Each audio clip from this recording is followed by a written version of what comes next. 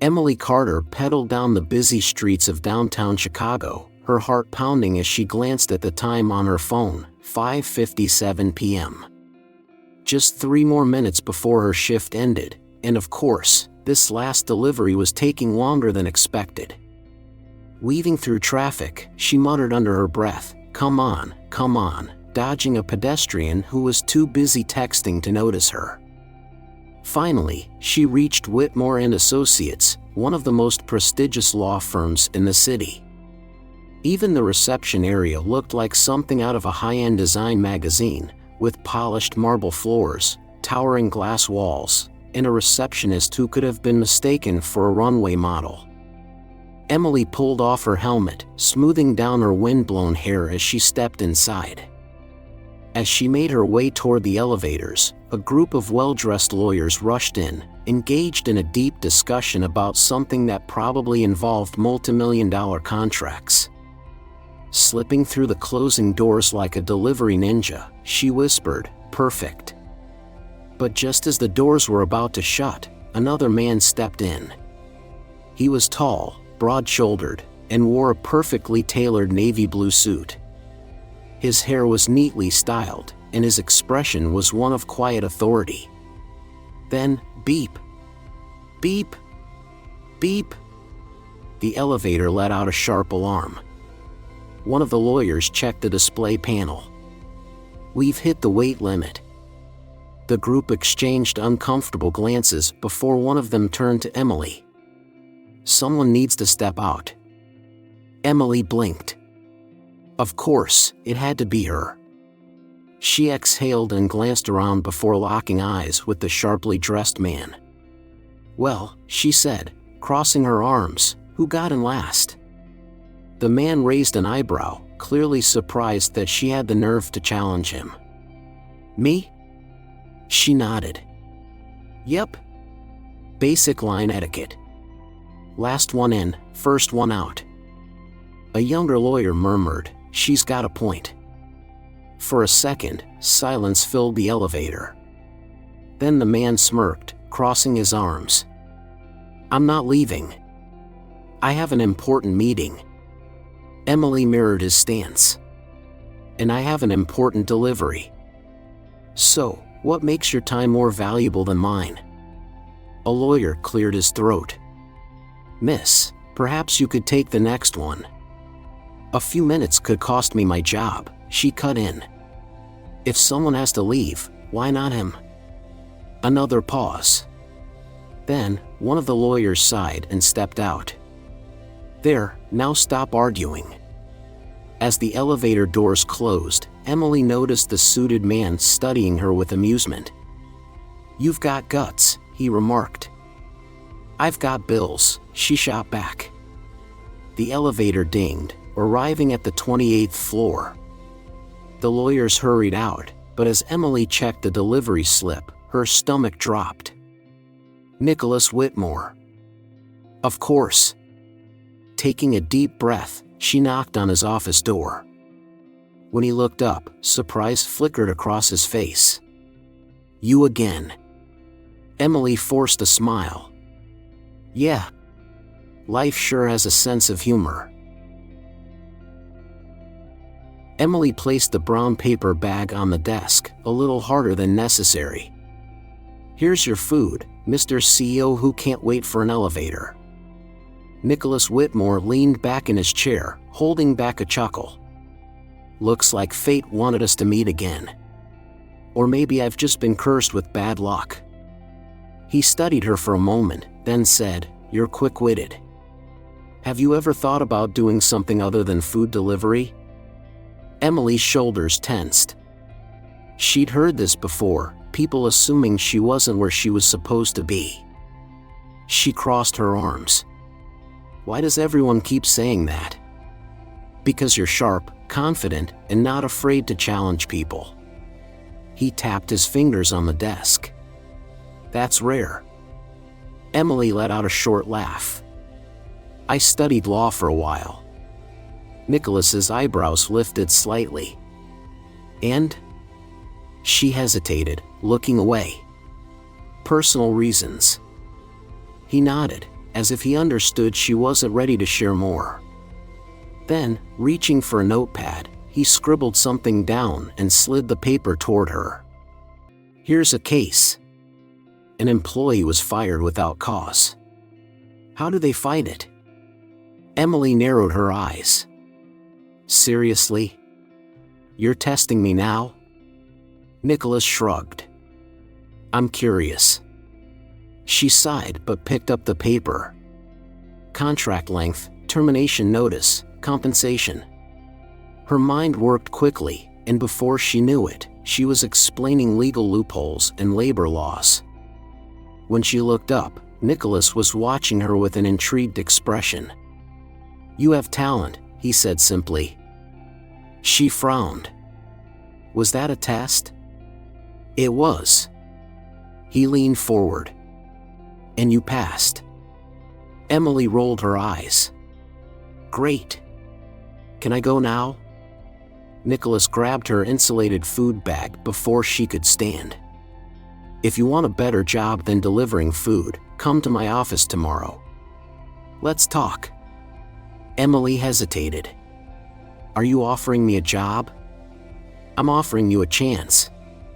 He handed her his business card. "What you do with it is up to you."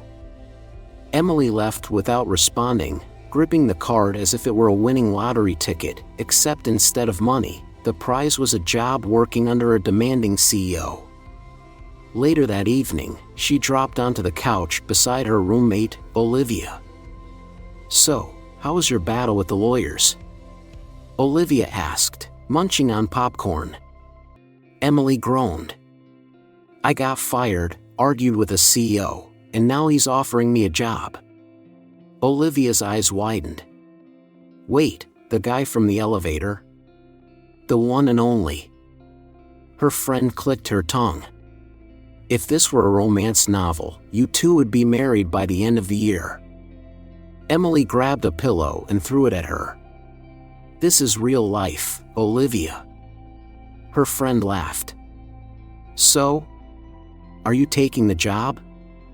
Emily stared at Nicholas's business card for a long moment. "I think I will," she said finally. "I've got nothing to lose." The next morning, Emily Carter stepped into Whitmore Associates, dressed as professionally as her limited budget allowed. A crisp blue blouse, black slacks, and a pair of shoes that looked nice but would probably leave her feet aching by noon. No more delivery bag. No more racing through the city. The receptionist recognized her immediately. "You again?" Emily forced a smile. No crowded elevators this time. The woman chuckled before picking up the phone. "Mr. Whitmore, your guest is here." Emily took a deep breath as she rode the elevator up. No turning back now. When she stepped into Nicholas Whitmore's office, he barely looked up from his desk. "Welcome to the office, Emily." "I haven't accepted anything yet." Nicholas raised an eyebrow. "Then why are you here?" She crossed her arms. "Curiosity." "Good. Have a seat." She hesitated but finally sat down. Nicholas slid a file across the desk. "Here's your first challenge." Emily picked up the document, her heart pounding. It was a real contract. "You want me to review this? And tell me if there's anything wrong?" Emily narrowed her eyes. "Still feels like a test." Nicholas smirked. "Of course. That's how you'll learn." She sighed but grabbed a pen and started reading. 3 minutes later, she had already marked up multiple clauses. Nicholas leaned forward, clearly amused. "Find anything?" Emily tapped her pen against the document. "This clause here, penalty fee determined at the contractor's discretion. That basically gives them the power to charge whatever they want." "Legal?" "Sure." "Ethical?" "Not at all." Nicholas chuckled. "I like the way you think." Emily crossed her arms. So? Did I pass this test? Nicholas stood up and extended his hand. If you accept the job, this will be your daily routine. She hesitated only a moment before shaking his hand. I accept. But I'm not making coffee. Nicholas laughed. We'll see. By lunchtime, the entire office was buzzing about the delivery girl turned assistant. Lucas Bennett, one of the senior attorneys, was not impressed. He approached Emily's desk, arms crossed. You don't deserve to be here. Emily didn't flinch. Oh? And who decides that? You? I studied for years to work here. You were delivering food last week. Emily smirked. And yet Nicholas hired me. What does that say about you? Lucas's face reddened. Let's see how long you last. Emily tilted her head. Want to bet? Before he could respond, Nicholas appeared in the hallway. If you two are done with this ego contest, we have a client waiting.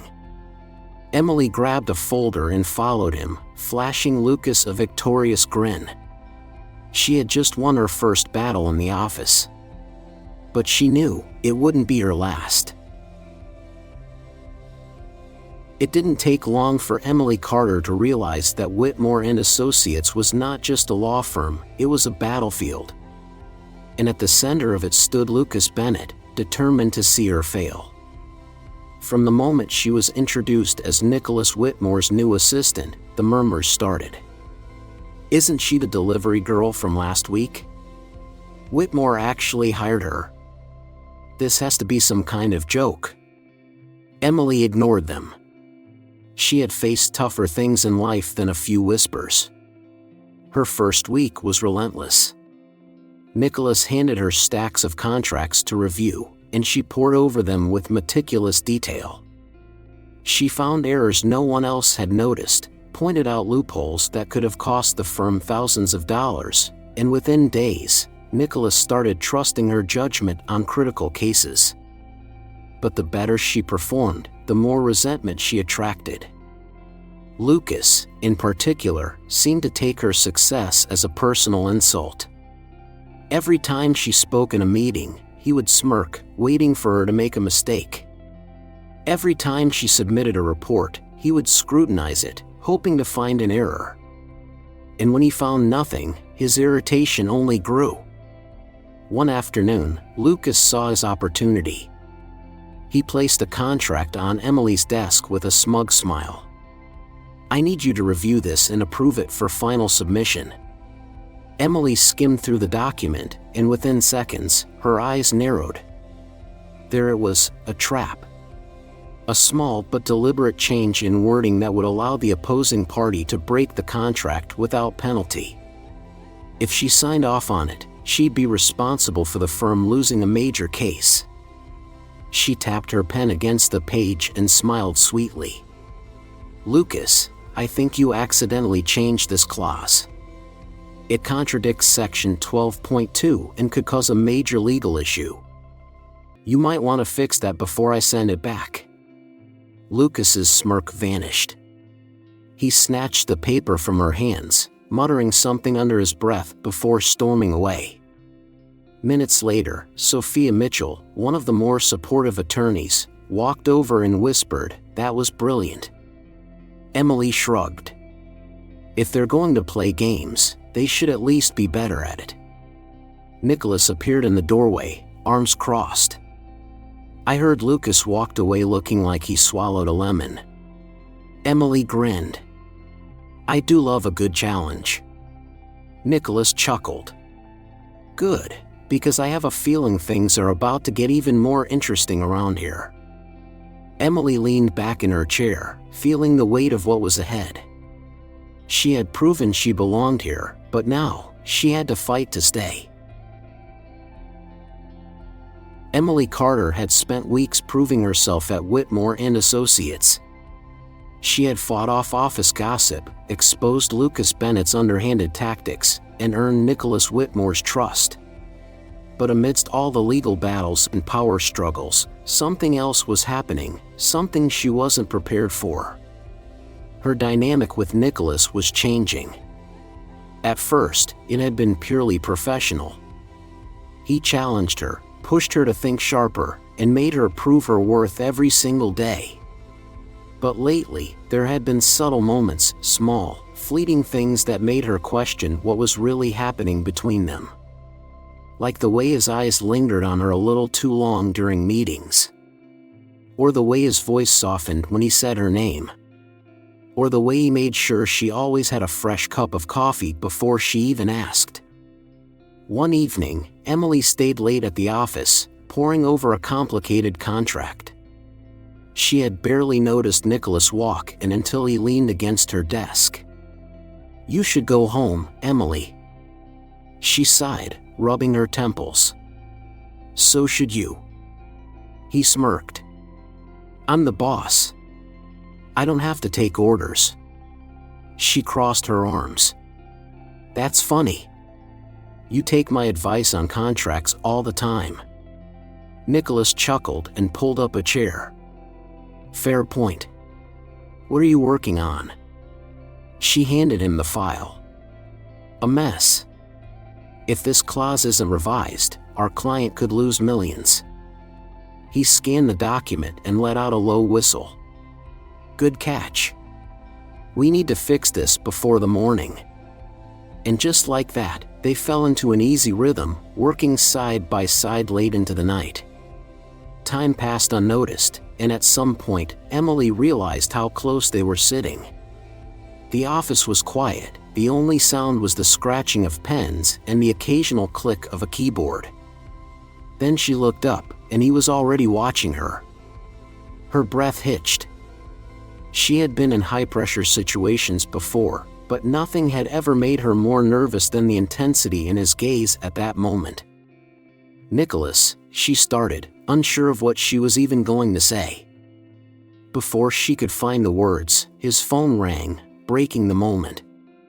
He sighed, glancing at the screen. "I have to take this." Emily nodded quickly, relieved by the interruption, but also oddly disappointed. As she packed up for the night, one thing was clear. This wasn't just work anymore. And that scared her more than any legal battle ever could. Emily Carter had been expecting this. From the moment she started proving herself at Whitmore Associates, she knew Lucas Bennett wouldn't go down without a fight. He had tried everything, spreading rumors, setting traps, and undermining her credibility at every turn. And now, he was making his boldest move yet. Sophia Mitchell rushed to Emily's desk that morning, looking worried. "Lucas just filed a formal complaint against you at the board." Emily leaned back in her chair, unfazed. "Of course he did. He's claiming your hiring was irregular," Sophia continued. "That you don't have the qualifications to be here." Emily sighed. "And when's the meeting?" "In an hour," Sophia said. "Barnes is overseeing it." Emily exchanged a look with Nicholas Whitmore, who had just stepped into the room. "I hope Lucas is ready to lose." The conference room was filled with senior attorneys when Emily walked in. Lucas sat at the far end, a smug expression on his face. Nicholas took a seat beside her, exuding quiet confidence. Barnes cleared his throat. "Mr. Bennett has raised concerns about Miss Carter's qualifications." "Lucas, you may present your case." Lucas straightened his tie. "It's simple. This firm prides itself on hiring the best legal minds. Yet Miss Carter was hired without proper credentials. She's not a licensed attorney, and frankly, she doesn't belong here." He leaned back, as if he had just delivered a winning argument. Barnes turned to Emily. "Miss Carter, what do you have to say?" Emily calmly pulled out a folder and slid it across the table. "Here's my academic record, my previous work experience, and every contract I've reviewed since joining this firm." Barnes flipped through the documents while Emily continued. In just a few months, I've identified loopholes in cases that could have cost our clients millions.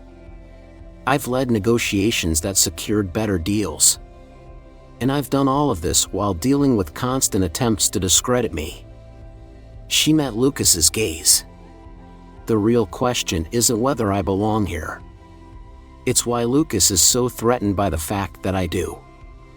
A murmur ran through the room. Nicholas smirked but stayed silent, letting Emily handle it. Barnes closed the folder and looked at Lucas. Miss Carter's performance speaks for itself. Your complaint is unfounded. Lucas's face turned red. You can't be serious.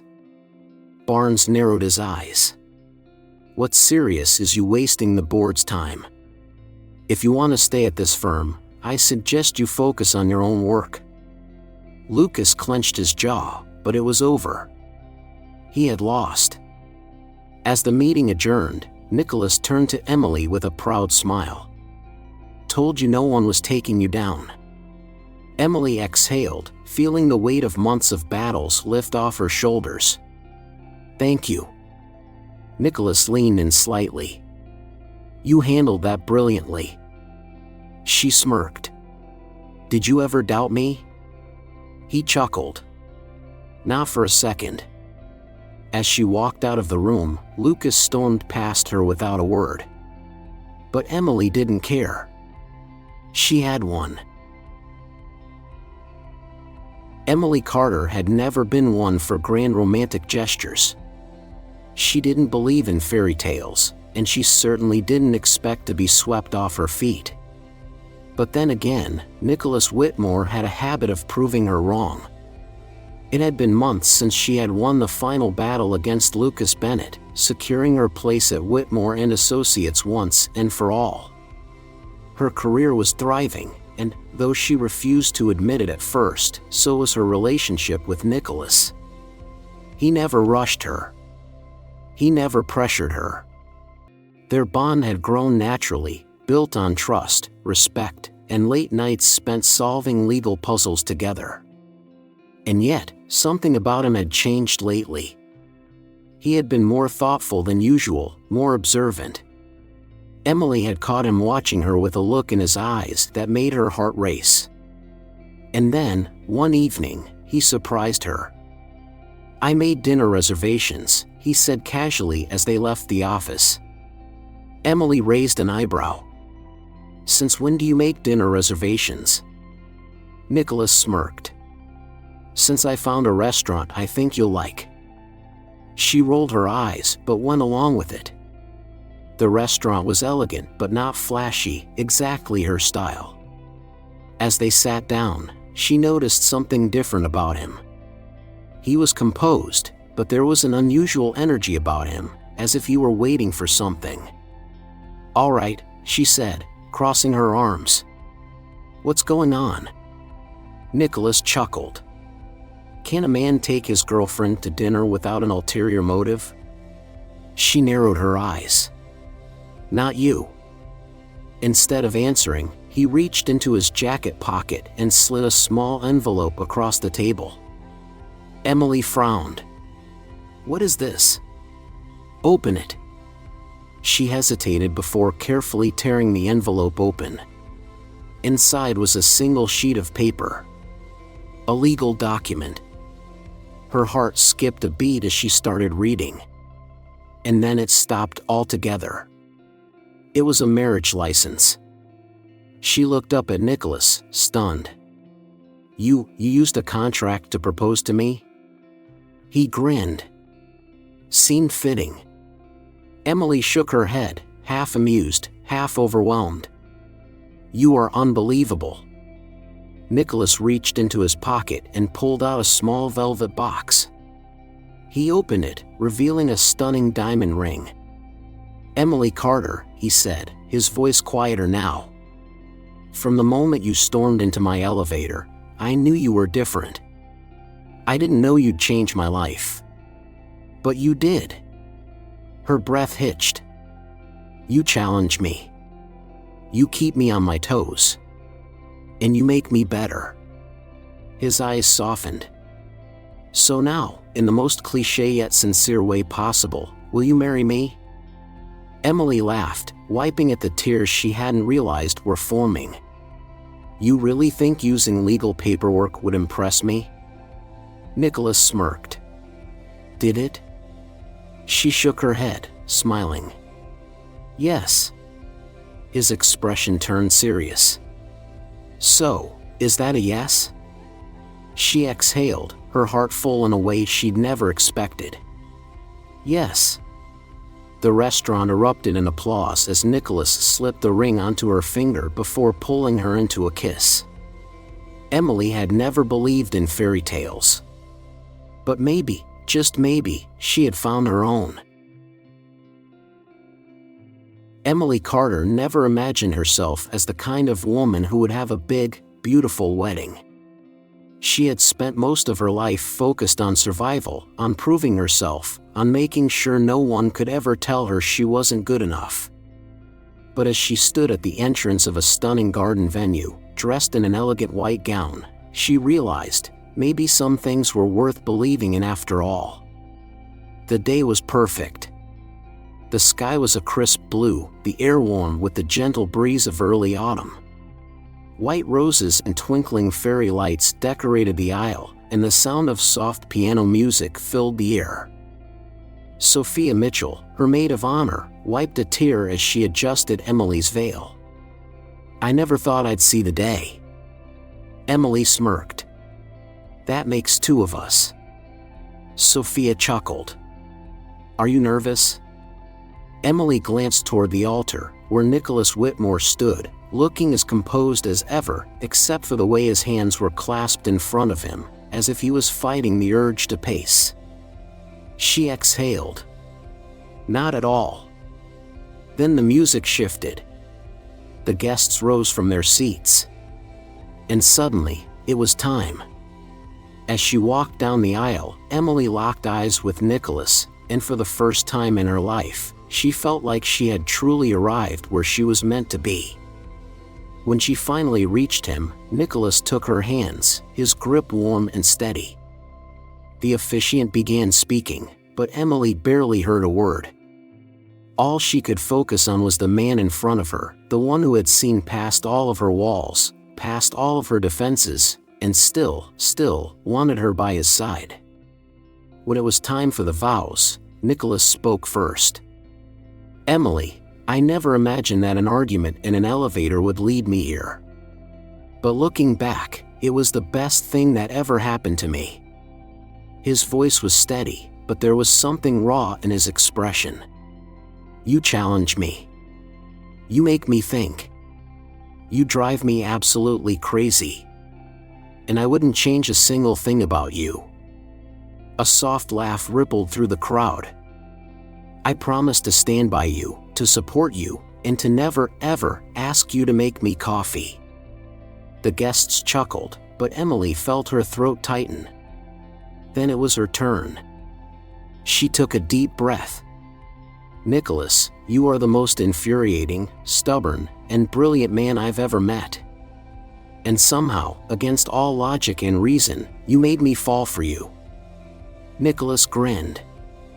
"So today, in front of everyone, I promise to keep arguing with you, just enough to keep things interesting." The crowd laughed again, but Emily's voice softened as she continued. "I also promise to stand beside you. To trust you. To believe in us, even when things get tough. Because no matter what happens, I know one thing for sure, there's no one else I'd rather do life with." Nicholas's grip on her hands tightened.